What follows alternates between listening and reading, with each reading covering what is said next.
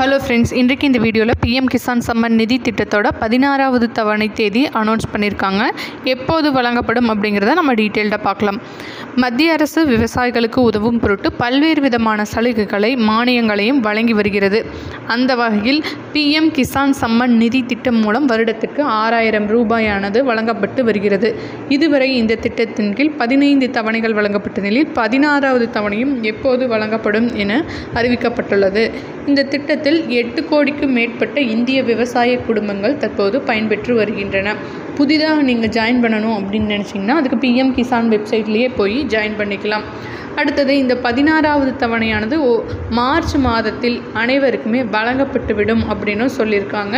So நீங்கள் March மாதத்தில் உங்களுக்கு மெசேஜ் வந்த உடனேயே வந்துருச்சா அப்படிங்கிறத நீங்கள் பிஎம் கிசான் வெப்சைட்லேயும் போய் வெரிஃபை பண்ணிக்கலாம்.